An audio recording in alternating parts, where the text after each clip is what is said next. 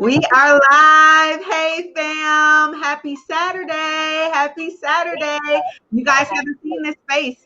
She's going to be telling us a little bit about herself momentarily here, guys, and talking a little bit about the education spectrum of the nonprofit. I think we might have, I thought we had a little bit of echo, but I think we're good to go, guys. If this is for some reason your first time seeing my face, I'm Tracy Clark. I'm a nonprofit specialist. I help entrepreneurs find, fund, and develop their passions and their purpose. As you're coming in, guys, if you can tell me where you're from, I see different people coming in. Tell me where you're from and how the weather is there so we can say hello to you. And we're going to jump right in here momentarily. Before we get started, Stephanie, I'll go ahead and turn this down so I can hear you quickly. Tell everybody a little bit about yourself and a little bit about, she has 3 nonprofits, correct? Correct. Mm-hmm. Definitely. I'm Stephanie Freeman, by the way, and I've been working with Tracy for a few years now. Wonderful relationship. She's actually the one who has helped me to get my nonprofits up and running. I have nonprofits that deal with education because I'm an educator. And so 2 of my nonprofits are schools, and one is a company that helps the infrastructure of schools. Mm-hmm. Awesome. All right. And so tell us a little bit about the education component and why you're so passionate about education. I'm a longtime educator. In fact, going on 3 decades in the educational system. I teach at 2 colleges. They're HBCUs, which if people aren't familiar with that acronym, that's Historically Black College University. And I have just been in education for a long time. I feel like that's my purpose here on earth, to be an educator.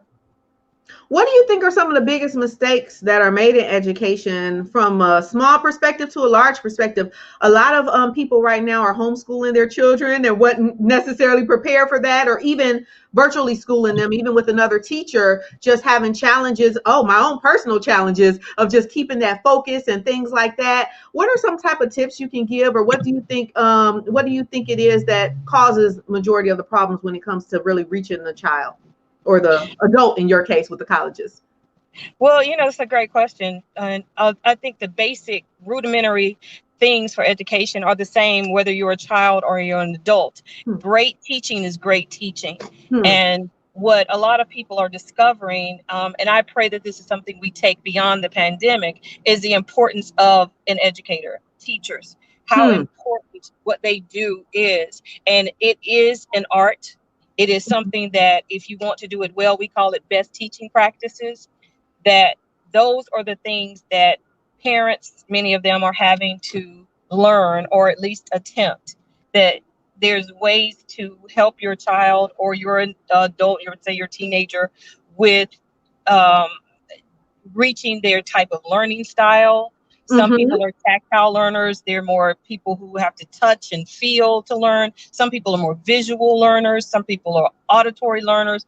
And we just have different types of styles of learning. And you need to know that. Plus, you have to work with people's attention styles. Chunk information is one of the biggest tips I could give people. Of information, but chunk it in smaller pieces. And if you think about the way that you learn as an adult, we don't learn by looking at big, gigantic, humongous chunks of information because we tend to lose a lot of it. We learn in chunks. Yeah. And if you look at the way advertisers do things, that's what they do. They give you their product and they give you their tagline. And so it, Nike, just do it. You got that in your head because they chunked that together. Wow. And then you add some more information to it. And when you keep doing that, you can build. That's one of my biggest tips for people. Do you know that that's exactly what I do in my coaching? That's exactly what I do for a long time. That's a wonderful technique. I just focus on a couple of things. We focus on 1 or 2 things per couple of weeks. Like I used to try to give them the whole picture and the whole spectrum, and it would just kind of, you would kind of get frustrated. But that chunking method, I find that we use that across the board with our nonprofit as well. I call it baby steps. Taking it 1 baby step at a time, because sometimes when you look at the whole picture, it can definitely be overwhelming. Right. Have a good morning. Yeah. Let's see. Good morning from Dallas Fort Worth. It's 50 here. Oh, that's cold. No, it's almost getting into the 30s here. So that was Nelson. Hello, Nelson. But that was Hi. a good tip, like you said. We don't want to breeze over that taking those little small pieces and breaking into small pieces. Another thing that stood out to me that you just said was looking at their learning style, looking at their focus style, customizing the learning Yeah. around the child or the adult or the person you're working with, not just trying to just teach, you know what I mean, just focus on you and your teaching style, but kind of collaborating and making sure that you're working in their style as well. That's Yeah, awesome. exactly. And I feel like right now, for example, this is kind of like a pandemic moment. Mm-hmm. I had an aunt that passed away recently, and my husband and I, thank you so much for your condolences. My husband and I are headed to the viewing today. And so I'm talking to you from my car. And I'm the passenger, so you all don't think like, oh, is she talking? No, no, no. I'm the passenger, not driving. But Mm-hmm. we're adapting, and we're technology, and it doesn't work as well as we would like sometimes.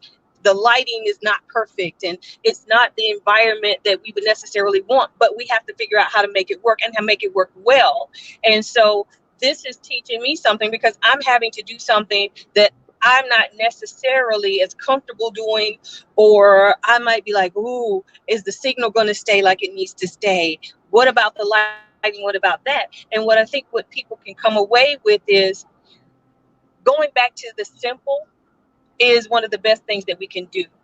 If right now we have all of these variables out there and they're scary things or they're difficult things, then keep what you can as simple as possible. Hmm. Let's not try to That's make it good. fancy. Let's keep it as simple as possible when we're teaching young people or we're teaching our kids, because ultimately speaking, all of the other things, getting the background right, and do I have the virtual this and that, is not going to be what helps in the situation. It's going to Absolutely. be that we understand and we all accept that there will be technical issues, there will be glitches, but at the heart of it, we're going to give you some great information, some great teaching, and do the very best that we can to make sure that you learn. That's a teaching moment in itself. That is a teaching moment in itself, sometimes kind of rolling with it. Because you Right, know, and I exactly. know that it doesn't always flow exactly how you had it planned. You know, Exactly. if That's you're looking for exactly that right. and waiting for that to be started, then you may be waiting for a moment, you know, because it just doesn't always roll smoothly. Sometimes you miss up on words, sometimes the signal goes out, things like that. And learning how to work with those moments and still get the job done is something that many people don't know how to do, you know. So one of the things that stood out So, particularly, go ahead, I'm sorry. no, I'm saying so true. Absolutely. Yeah, If and I were really stuck on, ooh, this is not the perfect lighting for this, my hair is not looking like it needs to, and I just got it done, and you get stuck on all of those periphery things, mm-hmm, then you're missing the moment and yeah, something great happening here. Like what we're doing, there's something great happening here that I don't want to miss because yeah, of all of the other extraneous things. So that is key. Let the absolutely. magic happen. Let the magic happen. Let's say that again. Let the magic happen. Let me tell you Let the guys magic happen. let me tell you, that's a amazing point because there was, you guys might have saw the video. There was a video that I did maybe about a week ago. It was right before I left. Yeah, it was about exactly a week ago, right before I left for our anniversary trip. And one of the clients that I served got approved for a grant. And the grant was actually announcing it on their social media that weekend, that day as well. And I was like, you know what? Today I was off for not doing anything, but we really need to use this momentum, make this video right now. It was a hot second decision that me and the nonprofit made to make the video that day. And, a couple hours later, we made the video. The video did amazing, but it was like so little preparation. Well, we were just rolling Right. with that moment because we were like, you know what? We really want to make sure that we thank them and make sure that we announce this at the time that everyone else that they're announcing it as well. So that was important. So even if we hadn't fully, we didn't know the day they would announce it, they announced it that day. Sometimes you have to just operate like that, and you just have to go with it. And if you're a planner, you can get a little frustrated with that, like myself. Right. I like to have everything planned out perfectly. But sometimes it just doesn't work like that, and balancing those energies is huge. One thing that you do really well, Stephanie, is you come up with some amazing ideas, unique ideas to get people interested in education. I have an 18-year-old, a 17-year-old, and a kindergartner. And I would say with the kindergartner, that's the one that we're most involved with education, because the oldest ones, they know how to do their thing. They're doing their own thing. They got this. But one of the things I try to do is I try to make it fun. Find ways to put that interest in. And when it's something that they're interested in, they are going to naturally want to learn more about it. Tell us about some of the programs and how you've kind of adjusted some programs to add some fun and add some creativity to your education style. Great question. I am all about making it fun, and I teach on a good level. And I think one of the biggest issues with academia is that this mindset where you're teaching, being dignified, and you have to, and you've got to come across, and look at how my voice has changed. You got to do all these things because that's what professors do. That's being professorial. And I was like, no, because that is not conducive to great learning. You've got to get into the material. And that's what I try to talk to people about when I'm teaching them about how to be effective. I get my hands dirty, so to speak, in the material. And by that, I mean, I am willing to dig into it. If I'm teaching a play, I'm taking on that play. I will read the part in play style because that's the format in which it's written. If I'm reading a poem, I'm putting the emotion in it because that's what brings poetry alive. I'm an English professor, by the way, and I teach arts and humanities also. So that's my genre, and that's what I want to do. And if you're teaching other subjects, there's in every subject that I've ever encountered, there's something to it where people can bring themselves and bring their passion for that subject matter, that material. And that's what we have to do, and not allow our subconscious to tell us, no, you can't act that way. No, you can't do that. Yes, you can. Put some inflection in your voice. Nobody wants to listen to anyone who's monotone. Yes. Do things that bring the material alive, because that helps with education. That's what great educators do. Absolutely. And people want to see that personality. You have personality. Right. We have different tones when we're talking, when we're amongst our family, when we're excited about something, we use our hands, we're excited. If you're really having a hard time connecting with the thing that you're teaching for your nonprofit and or, in education period, I would say that maybe think about, pray about, meditate on if it's something you're really passionate about, because your passion should show. It should show through, so that's a really good point. And I've done PR and marketing for longer than I've actually been educated.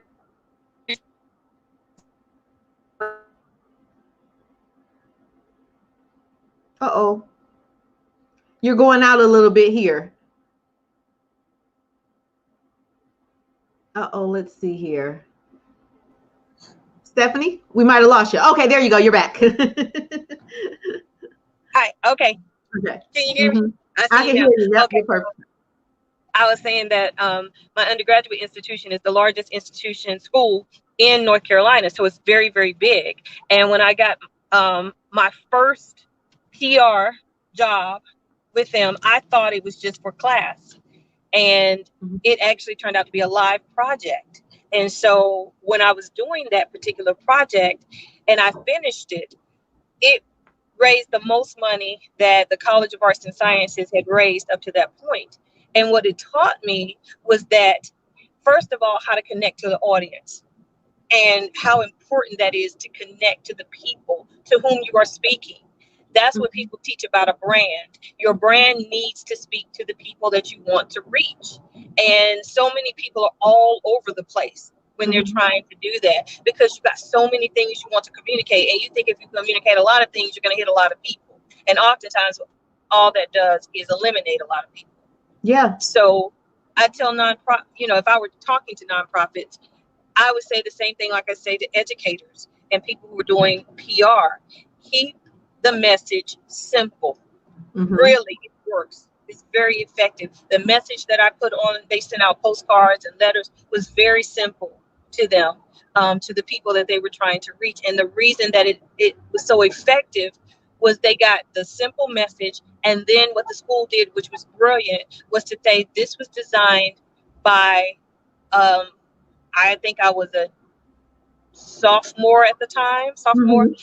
and she's in the College of Arts and Sciences, and they connected that audience to me on a personal level. And they were like, wow, we want to help out with this. That's the And that's story. They connected to the that's the story. story. Mm-hmm. It's the story. It lets them know that there is a personal connection here, that we even care so much about our students that we allow them to design this major project for us.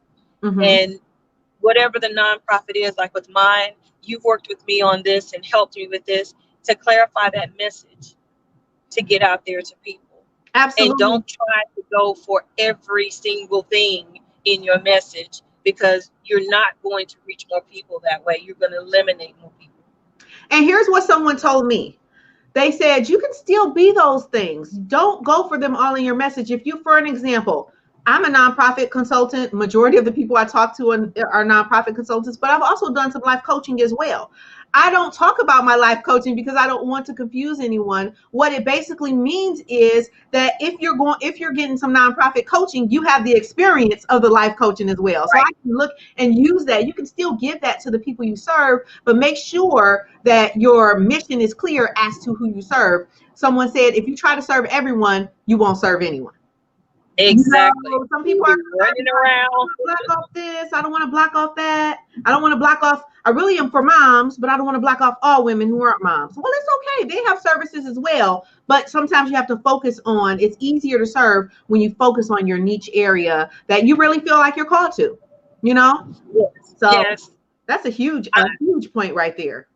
yeah, I'm learning that myself because I'm an educator, but I've been in a college almost all of my teaching career. Now, I started off in a high school, but I've been in colleges, and that's my age group, that's my demographic, and it's specifically non-traditional students. So I deal a lot with students who are not your 18, 19-year-olds, but they're the ones who are coming back after years of being out of school. Mm-hmm. That is my niche. Oh, A that's lot of good. people have approached me because they're saying during the pandemic there are kindergartners up to middle schoolers who are also in need. I understand that. I might be able to help someone, but that's not my niche. Mm-hmm. So even though I'm an educator, I have to stay in my lane where I'm Mm-hmm. effective. Because if I try to get every student, because I'm like, well, there's a need and there's a grant that's for the younger students, and I'm running around trying to get every single student that I can get and all the dollars that are there, I am not going to be effective. Absolutely. Absolutely. So there will be supply for me. And that's where my faith comes in as well. There will be a supply for me for the types of students that I teach, that I don't have to run around and find every single type of student and money for every single type of student and STEM and this program and that program. But I stay with my focus and in my lane. Absolutely. And that focus is so important. I like to tell people it's like a laser beam. When you know your focus and you know your lane and you put everything on that, it almost doesn't have a choice but to grow because it's like you're putting all Right. of your energy there. Most of us have energy spread out amongst all these places. And it's like as soon as something does grow a little bit, well, now you don't have any more energy left for that because you're working on this too. You're working on that too. You're working on that too. You're working on that too. So it's like, if you just decide which one you want to work on first. Like what really helped me because I'm a visionary. So what that means is I get visions all the time to the point where it would frustrate me when I first started. Like, oh my, there's no way I could do all this. But then when I started connecting with nonprofits, I tie my visions to nonprofits. They're not all for me to do. You know what I mean? I was Yeah. just talking Yeah. to a nonprofit this week, coaching them, and she was talking about help that she's going to be doing with the homeless community and with families. She has a really strong calling to families staying together, because there's a lot of services that are available for women only, or women with children, or women with children under a certain age. So does that mean that I have to sacrifice my family or split up or something like that for me to get some type of services? And one thing that we mentioned was, I had a vision and was talking to this other nonprofit a while back. We never really delved into it, but we were talking about families co-living together, co-sharing a space, a single mom and a single mom, and with one kid and one, that might be an option for some of the homeless community and things like that. So I say that all to say that at a point in time when you're having all these visions, they may not necessarily be for you, and they definitely may not necessarily be all for right now. So one thing that really helped me was jotting them down and putting them aside, jotting them down and deciding if it's not priority right now, I'm just going to jot that down, save it for later, put it over here. But right now, all of our focus and our energy is going to this right here. And once you see some momentum there, you can start adding different things to it. So that focus is huge. You talked about focus. You talked about looking at connecting with your group, connecting with your audience, connecting with the person that you're educating, looking at their learning style. A lot of these tips that you give actually remind me a little bit. We did a video with Reg a while back, Full Court Vision. And he's actually, did you see that one? Is that the one that you may have saw? He actually talks a lot about the types, the personality types, and he uses that within business, within family, and now I'm seeing you even utilize it within education. That the first thing is that connection and finding out who you're working with and how can you connect. Because if you're not connected, you're almost doing nothing, right? You're just talking about and personality type. Yeah, personality type, huge to understand them, to understand how people flow. That was a life changer for me when I saw my personality type, and I realized, okay, first of all, it has a name, and it's got characteristics, and it helps me to understand me. Like, you're the person, you're the structured person. You bring structure to what I do, and this is my confessional, my mea culpa, but you were the person, like, for example, one of my nonprofits lost its nonprofit status with the IRS because I did not file the way I needed to. That's not my strong suit. You are the person who comes in and is like, it's okay. This is what we're going to do. This is how we're going to fix this and all of that. I need to partner with someone like you. I need to have people like you in my life, because I know that's not my strong suit. My nonprofits would be jacked up if it was just me. They would be all over the place, hot messes, because I don't have that as a strength. And if I try to, like, some people, they don't want to pay the money or do certain things, or they think I can just do it myself. And that personality type that they may have may be like mine, where we're not as detail oriented as we need to be, and we don't stay on top of details as much as we need to be, and then we end up having a mess. Whereas you get with someone who has a strength in that area to assist you, so that you don't have to go through and pay the additional money like I had to pay to get something reinstated that could have been staying in force all along. And I learned that lesson, and I've learned from my personality type. I've also learned in this particular journey, that, with a nonprofit, you got to stay on top of certain things. That's there. Make sure that you are keeping up with the things. I will keep great records like I'm supposed to. And again, because details aren't my strong suit, I got to put systems in place to get those things done, keep them done. So thank you for that. I do appreciate you. No problem. I think that was a huge thing that you just said, and it's big for all entrepreneurs, is not just learning the type of person you are, but learning that's the first step. But then also learning what are the type of people that I need in my life to help this system run. And everybody needs them. It's the same thing for me. I'm the organized and stuff like that, but I'm so organized and I'm so thoughtful, and so that I sometimes overthink. So little things like driving to me, I'm like, that's not my strong suit because I'm thinking for everybody else. I'm strategically planning, and now I'm just all over. Now I'm nervous, and I got anxiety. You know what I mean? So know your strengths, know your weaknesses, so that you can create a system where basically you're working with multiple people and you're all combining your gifts. So that's Yeah. huge. That's huge. Most people know their strengths, but they're not as familiar with their weaknesses. Once you get familiar with your weaknesses, you can figure out a way to alleviate them, to outsource them, or to get the education needed to level up in that area if that's needed as well. So know both. It's okay. We all have strengths and weaknesses, right? So we're all human. Exactly. Yeah. And I'm a go big or go home kind of girl. So my strength would be, now if you want to go big, I'm the go big girl. If you got the Yes, big dream, I'm the big dream girl. That's it my is strength. needed. Like, Absolutely. exactly. It is needed. You need that energy. You have that energy. Like we go, oh, okay, let's do this. You know what I mean? And you need that Yeah, energy. exactly. We couldn't move anything forward without that energy. You know what I mean? So that's all. And I'm Yeah. the person that, oh, you want to do this? All right, cool. Let me make the plan for you. Let me get this. We need to get that done. This is what that person should be doing. This is what this person got it. We follow it, Stephanie. I'm that energy. And so when you know your energy, you know how you can be of best service. Absolutely. Let's see here. We have some Exactly. well said, awesome mindset. Thank you. Thank you. Glad we're able to reach. Good morning, Nelson. Good morning, hubby. He's looking as well. Robert and good afternoon. Appreciate your help from Fallen Skies. No problem. Thank you so much, Stephanie. I'm not going to hold you long. I know you guys, are flowing. And again, sorry so much for what you're going through. I hope it was not. I guess it doesn't matter whether it's COVID related or not. It's still just not the best thing to have to do during a time like this. So thanks for still hopping on. I really appreciate that. And Oh, that's I'll let great you go. fun. I Good, that good. teacup. I love that. I love the yes. Let me tell Right there. you. Yes. I just got My this invisible teacup. teacup. Yeah, gotta put that pinky up. I just got this little tea set because I said I'm really, that's been my thing since I was a little girl. I love little pretty tea sets and stuff. I had all boys. I said one of them, we're about to have some tea. So I love it. it is I what it love is, it.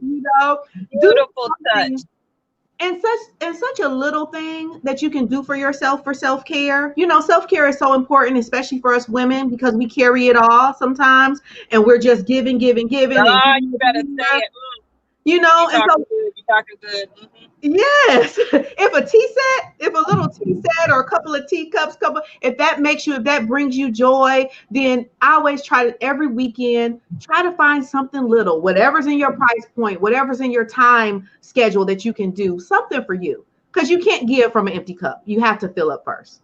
You I know. know. Look, I had to cut my eyes over on this side. If it's a Louis Vuitton purse that you know helps you with self care. Looking over That's here, a at my good husband. self-care.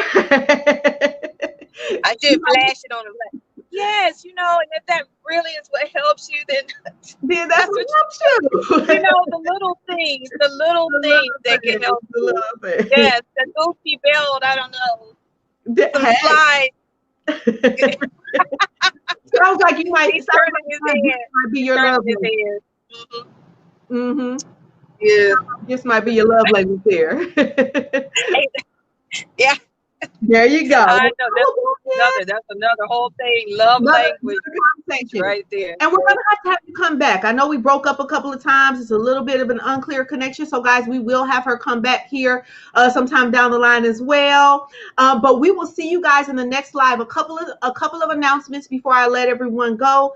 Number one is that we are going to be doing a program with Coach Austin next week for business planning. So if you know you're not a planning type, if you don't have your business plan together for your nonprofit, which is similar a little bit to your nonprofit's master grant proposal. If you don't have a clear plan, this is going to be for you. I'm going to be sending out more information about that today, and we're going to be doing that next week, Oh, send Wednesday, it to me. Thursday, and Friday, I believe. You All better right, send that to guys. me. Yeah, I will send that to you. I will send that to you as well. All right, everybody, have a wonderful weekend. Thanks again, Stephanie, for coming on. And you guys make sure you're going out there creating win-wins, being a part of the solution. If your focus stays there, everything else will fall into place. Yeah, All thank you right. all for bearing with me. I appreciate it. Thank you for the love. No problem, no problem. And if you can send me over your links when you get a moment, we have your the Stephanie website. Do you want me to put that one under there? Or which Yes, and my school website. Okay, got it. Okay, so if you can send over any social media links, we'll just put the ones that we have there, the school, and then the one in your name as well. And guys, if you want to reach out to her, if you want to donate, if you want to find out how you can be a part or get more details about her nonprofit, then please go ahead and click on those links, follow her Facebook pages and things like that. She comes on as well, gives a lots of good tidbits. If you guys are in education, I would highly suggest it because that's the field that she's in as well.